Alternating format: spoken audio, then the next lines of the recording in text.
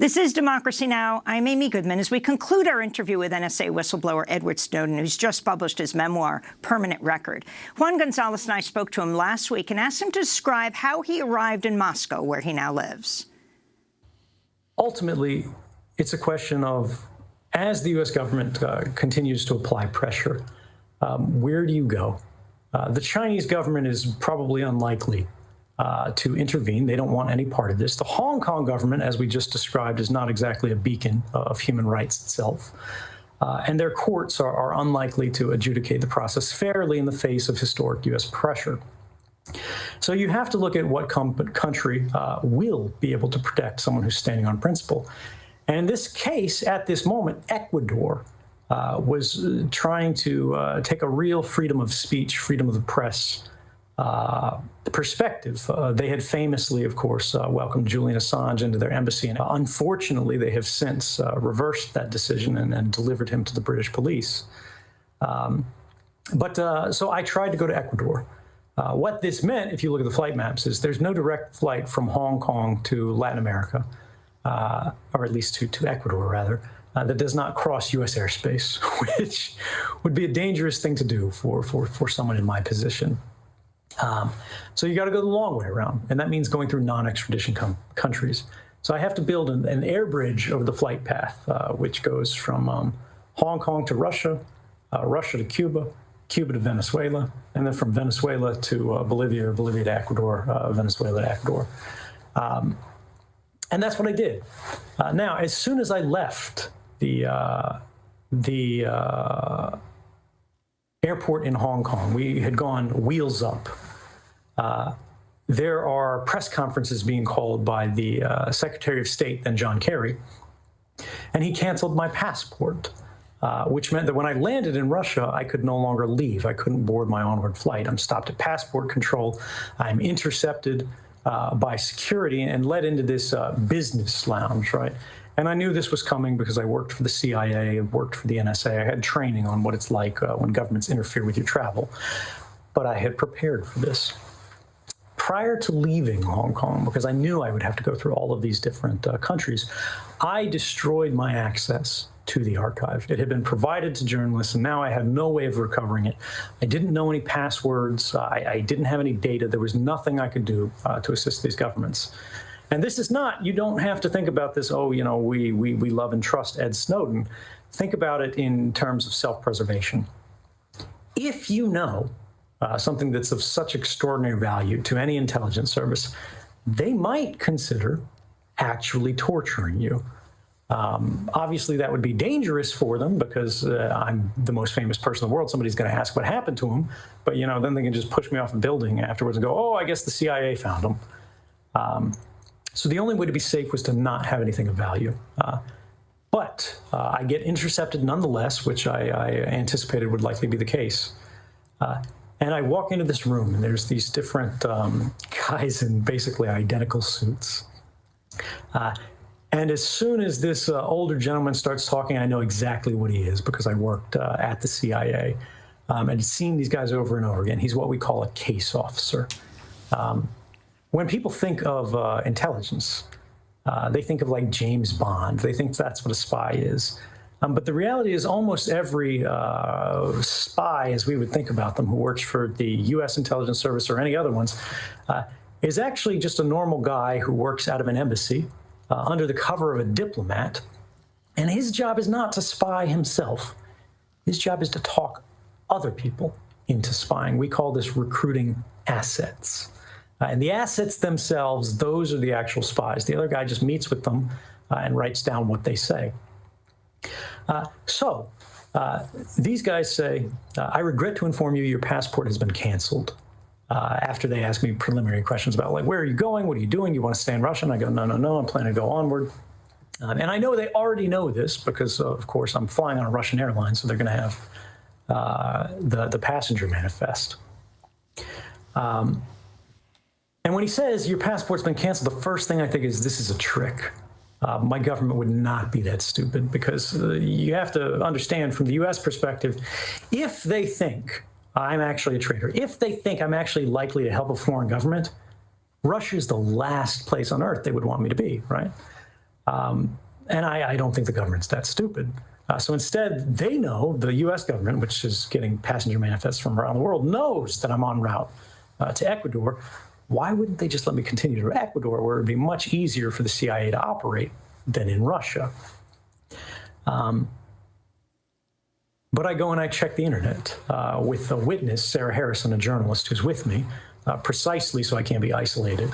And Sarah, of course, was with WikiLeaks. And did Julian Assange help you in getting that ticket from Hong Kong to Russia? I mean, no, from Hong Kong beyond, so that you could make that journey, that escape?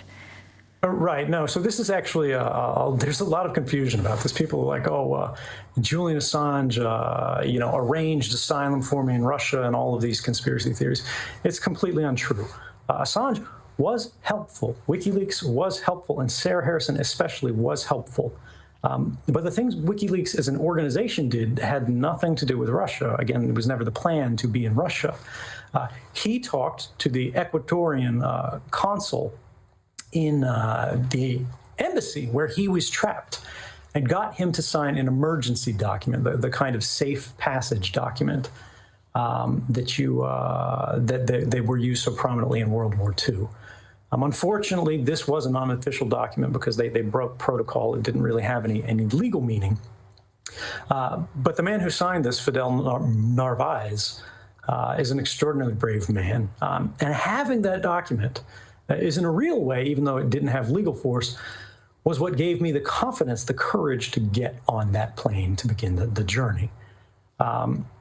So yes, when the whole thing about Julian Assange sort of masterminded me being in Russia, which I think is actually the question that a lot of people have there, is simply untrue. But not Russia, but helped you to leave Hong Kong so that you could make it to the destination you were hoping for. At the time, wasn't it also true that President Morales' plane was brought down right in Austria because the U.S. government thought that you might be on board his flight from Bolivia? Yeah, this is precisely correct. The chronology is a little bit different, but it is correct. So what happens is I leave Hong Kong. I get trapped in Russia. These guys pitch me, and this, for those who are interested in the book, this is an entire chapter. It's laid out in detail. I refuse them. Because I'm not going to cooperate with any intelligence service anymore. And I'm worried that there's a tape recorder under the table recording this, and they're going to use this to try to compromise me, to try to manipulate me. So I go, look, I don't have anything. I'm not going to help you guys. I'll be fine on my own. If you want to search my bag, it's right here. Of course, I'm saying this as politely as possible because I don't want any more enemies. They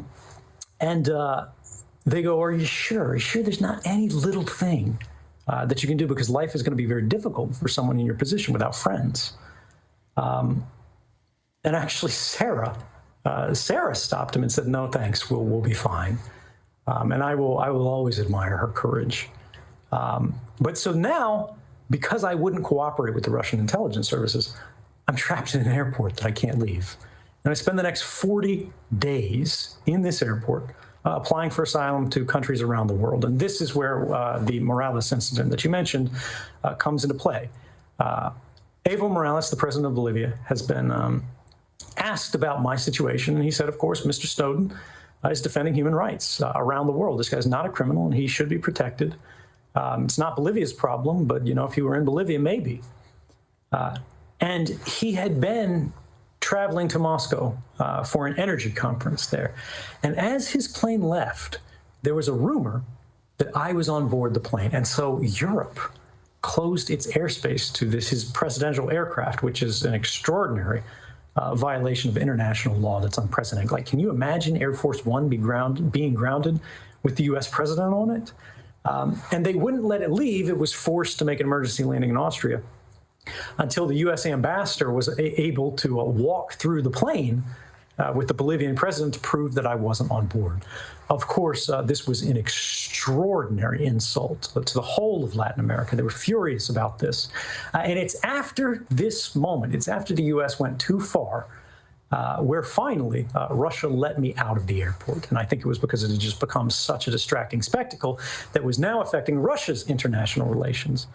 The reality is we will probably never know what the Russian government's actual thinking is unless they start writing far more forthcoming memoirs than I think any of us expect. But when you look at that situation, my suspicion is that they realized, given Russia's problematic human rights record, this is a rare opportunity for them to do basically nothing and yet to end up doing the right thing for the world.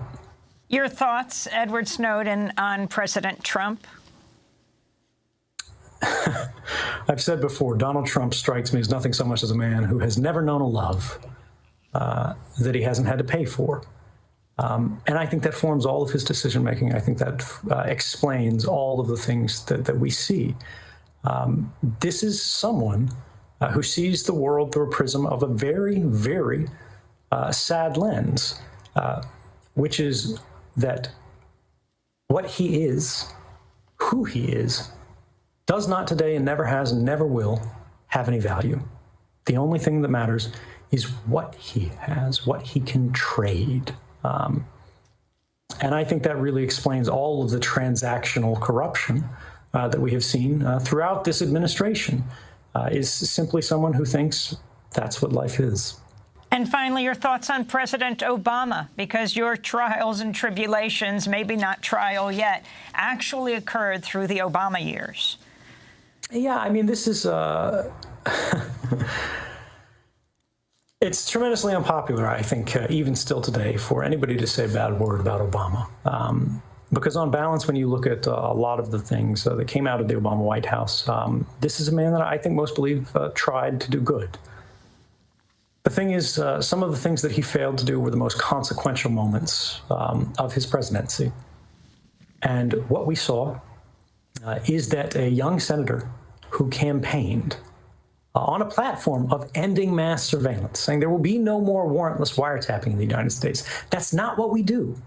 That's not who we are. Once he sat in the chair himself, did not extinguish the program, rather he extended and embraced it. President who said he was going to hold Bush-era officials to the account of the law and make sure that there was accountability for those who had engaged in war crimes, for those who had tortured, and then very quickly abandoned that. I'm not going to say why, because I don't know. I think that's something that he's going to have to answer to history. But I think our country has very much, I think, experienced the consequences of those decisions. NSA whistleblower Edward Snowden, his new memoir, Permanent Record.